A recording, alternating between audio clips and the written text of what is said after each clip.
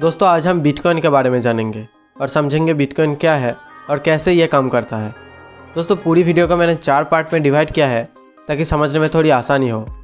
तो पहले पार्ट में हम बात करेंगे बिटकॉइन क्या है, सेकेंड पार्ट में हम जानेंगे इसे क्यों इन्वेंट किया गया है और थर्ड पार्ट में हम जानेंगे ये कैसे काम करता है और फिर हम बात करेंगे क्या हमें इसमें इन्वेस्ट करना चाहिए।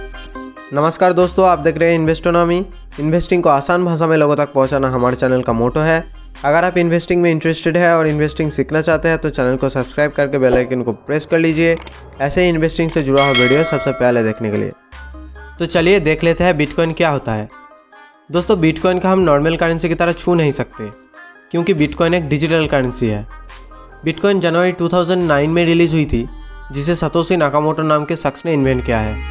पर दोस्तों अब सवाल आता है इसे क्यों इन्वेंट किया गया है। तो दोस्तों बिटकॉइन इन्वेंट करने के पीछे सतोशी नाकामोटो का मेन 2 रीज़न था। पहला, ट्रांजैक्शन करते वक्त मीडिएटर को हटाना। जब भी हम ऑनलाइन पेमेंट करते हैं तब बैंक मीडिएटर का काम करता है। बैंक चेक करती है जितना पैसा आप ट्रांजैक्शन करना चाहते हो उतना पैसा आपके अकाउंट में है भी या नहीं, और कुछ डिटेल्स को चेक करके बैंक ट्रांजैक्शन को अप्रूव करके पूरा करती है। वही बिटकॉइन दुनिया का पहला डिसेंट्रलाइज्ड डिजिटल करेंसी है जो बिना किसी थर्ड पार्टी के काम करता है। बिटकॉइन के ऊपर किसी अथॉरिटी या गवर्नमेंट एजेंसी का कोई नियंत्रण नहीं है। मतलब जैसे यूएस डॉलर को यूएस का सेंट्रल बैंक रेगुलेट करता है, इंडियन रुपी को आरबीआई रेगुलेट करता है, वैसे बिटकॉइन को किसी एजेंसी के द्वारा नियंत्रण किया नहीं जाता है। Bitcoin peer to peer network पर काम करता है। मतलब बिटकॉइन ट्रांजैक्शन आपके और जिनके साथ आप ट्रांजैक्शन कर रहे हो उनके बीच होता है। और दूसरा है ट्रांजैक्शन चार्ज को कम करना। जब भी आप क्रेडिट कार्ड के जरिए बिल पेमेंट करते हो तब बैंक आपसे 1 या 2% का चार्ज लेता है। वही अगर आप विदेश में पैसे भेजते हो तो बैंक आपसे एक अच्छी खासी फीस लेता है। वही बिटकॉइन में ट्रांजैक्शन फीस बहुत कम होता है। चलिए तो अब बात करते हैं वीडियो के थर्ड पार्ट यानी बिटकॉइन कैसे काम करता है इसके बारे में। दोस्तों बिटकॉइन ब्लॉकचेन टेक्नोलॉजी पर बेस्ड है। ब्लॉकचेन मतलब एक पब्लिक लेजर होता है।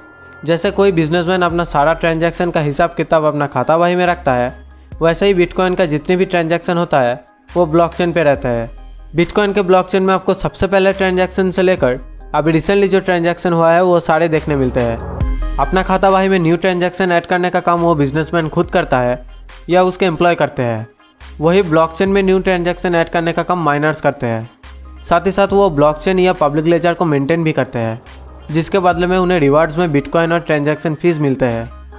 जो बिटकॉइन माइनर्स को रिवार्ड्स में मिलते हैं वो सिस्टम में पहली बार जनरेट हुए हैं। माइनिंग के लिए बहुत ज़्यादा कंप्यूटेशनल पावर लगती है और स्पेशल हार्डवेयर्स भी लगते हैं। जैसे हम डॉक्यूमेंट्स को फाइल में रखते हैं वैसे ही बिटकॉइन ट्रांजैक्शन को ब्लॉक्स में रखा जाता है। जब हमारे फाइल्स डॉक्यूमेंट से भर जाता है तब हम डॉक्यूमेंट्स को किसी और फाइल में रखते हैं। वैसे ही बिटकॉइन को सारे ट्रांजैक्शन को आप एक ब्लॉक में नहीं रख सकते। जब कोई ब्लॉक ट्रांजैक्शन से भर जाता है तब नेक्स्ट ट्रांजैक्शन को नए ब्लॉक्स में रखा जाता है। इस तरह ब्लॉक्स की एक चेन बन जाता है, इसीलिए इसे ब्लॉकचेन कहा जाता है। मतलब ये खाता बही है जिसमें आप आज तक हुए सारे ट्रांजैक्शन को देख सकते हो। अगर आपके पास 2 बिटकॉइन है तो वो 2 बिटकॉइन कहाँ से आए और जिन्होंने आपके दिए हैं उनके पास वो 2 बिटकॉइन कहाँ से आए। इस तरह जब से वो बिटकॉइन सिस्टम में आए हैं तब से सारे ट्रांजैक्शन की हिस्ट्री अब पब्लिक लेजर में होती है। अब सारे ट्रांजैक्शन को ब्लॉक्स में डालने के बाद माइनर्स को ब्लॉक को सील करना होता है ताकि कोई भी उसे मैनिपुलेट ना कर सके। ब्लॉक्स को सील करने के बाद वो ब्लॉक्स ब्लॉकचेन में ऐड हो जाता है, जहाँ पर आप सारे यूजर्स उन ब्लॉकचेन ट्रांजैक्शन को देख सकते हैं। ब्लॉकचेन, क्रिप्टोग्राफी, ये सारे टेक्नोलॉजीज बिटकॉइन को सिक्योर रखने के लिए एक अहम भूमिका निभाती है। चलिए तो अब बात करते हैं क्या हमें इसमें इन्वेस्ट करना चाहिए। वैसे तो दोस्तों ये टॉपिक एक डेडिकेटेड वीडियो डिजर्व करती है, पर फिर भी आपके लिए मैं इसे थोड़ी आसान वे में समझा देता हूँ। पर अगर आपको इस पर डेडिकेटेड वीडियो चाहिए तो आप नीचे कमेंट करके बता सकते हैं। तो चलिए जान लेते हैं क्या हमें बिटकॉइन में इन्वेस्ट करना चाहिए।